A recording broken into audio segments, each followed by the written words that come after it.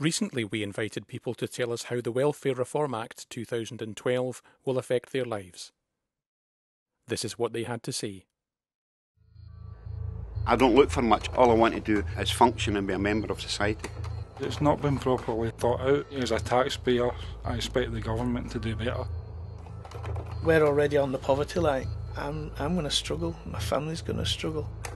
This isn't the time for people to fight. Give ourselves a shake and come together, because we all need to be united.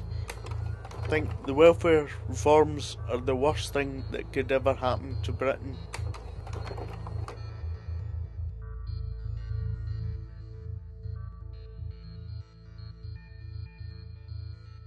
I didn't choose to be disabled. I didn't choose to go into a system that is dysfunctional. But it's not us that they need to change, and it's not us they need to cut, and it's not us that they need to assess and process and all these things. They need to have a seriously long and hard look at themselves. A lot of the people that I support have multiple disabilities, usually a learning disability and some level of visual impairment. What you find a lot, and what I've found over the past few months, is that it will be the people with the greatest level of disability who had despite any cuts to their support and to the benefits, because usually they will already be on a minimum that they can get by with, and any cuts to that will mean a very restricted quality of life, which usually isn't factored into any of these equations. I struggle anyway, not just with a physical disability but with the mental health issues. And all this change, all this worry about my financial independence in the future is both worrying to me and my family. I'm scared of what's going to happen to me. We're already on the poverty line. If one of my benefits disappears, or if they take my care component or they reduce it or something like that, I'm going to struggle, my family's going to struggle. And I feel guilty because of my condition that I've got, my disability, how it affects on my family. So it's a worry. Sometimes you think you know everything. The welfare reform is actually going to be worse than I envisage. I get the mobility part of the DLA, and that is spent purely on my car. I mean, that's my independence. Without that part of it, my mobility would go, and without that, lose my job, couldn't get to work, couldn't get out much. I believe greatly in independent living, and obviously independent living has gone, my choice has gone. So yeah, no, that would be, losing the car would be a massive loss to me. My life's going to be restricted, so you end up just getting into a depressed state as well. You're just not living a quality of life. You don't get the freedom to come and go as you please. And I just feel as though, why should we be penalised?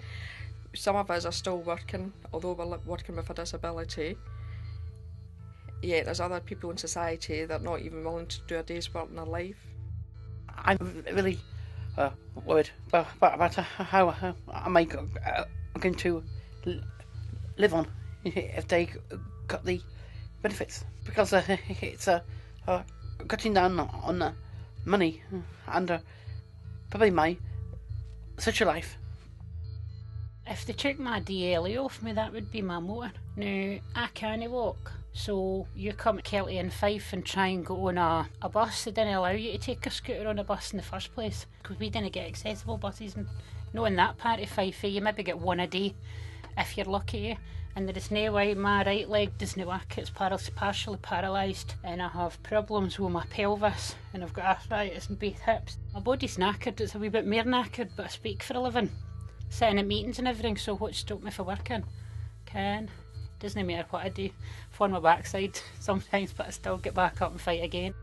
If they're going to change the welfare benefits like the DLA and things like that, I'll lose my car, I'll lose my independence, and I'll end up in a hospital, or worse.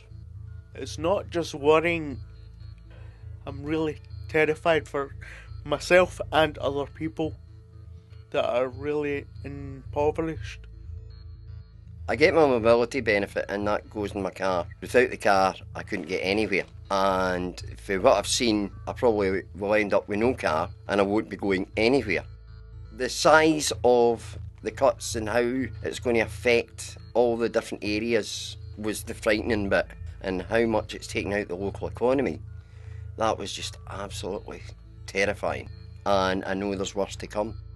I just feel the Tories are just trying to put us back hundreds of years so as that disabled people become what they used to be called, the handicapped. Because we will have a handicap, we'll have no money, we'll have nothing, and that's the way they'll leave us. 3 years' time, I don't envisage I'll be able to get out the door. I shall be trapped within a house, living on the barest minimum of benefit, with a child who will then be 12, and my wife who's also partially disabled, and we'll be left with nothing. We won't have enough probably to feed ourselves by the time this government's finished in 3 years' time. They have to realistically sit down and look at the effects they're actually creating.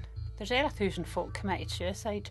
Citizens advice bureaus, can't cope, organisations, websites, their helplines are fit for bursting. I have folk phoning me every week threatening to commit suicide, so I have to work with them specifically before I can even get them to trust somebody in another organisation. They've never thought about all that.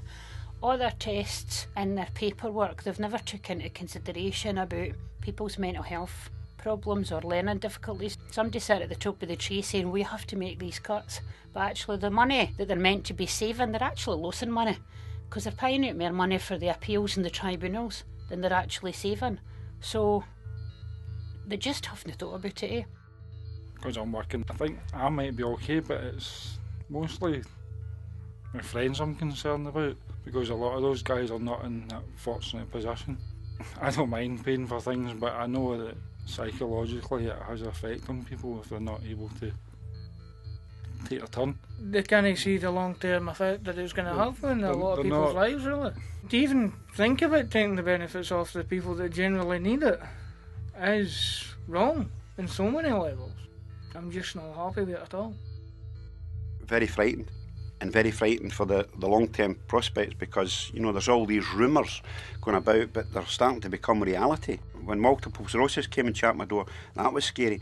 But the system they expect people to live in and survive in is 100 times more scary than the condition that they have. You're even starting to see the disability community fighting at loggerheads now, because you've even got folk out there with one disability thinking, oh, wait a minute, I've seen that person can walk a wee bit further than me, so maybe I'm entitled to my benefit a wee bit more than that. This isn't the time for people to fight, my God almighty. Give ourselves a shake and come together, because we all need to be united for to work with the government, whether we like them or not. Sit at the table and fight for the scraps that we have to get for the folk I'll be there. And I don't care who I've got to meet with or who I've got to speak to. I can't move away from the tables or I wouldn't get it. The welfare reforms are not thought out properly, and I think they are the worst thing that could ever happen to Britain. The cut should be in the wages that these MPs are getting. I mean, they're getting all these extra benefits to be an MP. Expenses, they're getting this, they're getting that. And ordinary people can't get enough to make a meal. But they're living a high life. And they just don't care. Ordinary people don't matter to them. Mr Cameron, about an hour ago I heard a statistic which alarmed me incredibly. Disabled people make up 20% of the population in Scotland, but they're going to bear 50% of the cuts. You said famously the broadest shoulders will bear the burden. These aren't the broadest shoulders. These are the most vulnerable, the most isolated members of society. People with disabilities deserve to have a life too. There will be some people who will not be able to cope and will not be able to exist. You need to think very carefully about what you're doing. Stop the benefit cuts. It's not right. I could actually see why people are threatening to take their lives. Because how do they live? You know, people on benefits are proud people as well. But it's just the circumstances that they're in that they need this.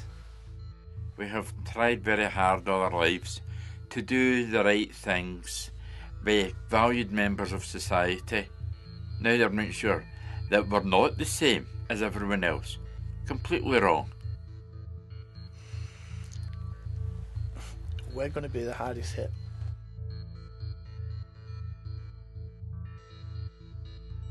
We would like to thank everyone who shared their stories for this film.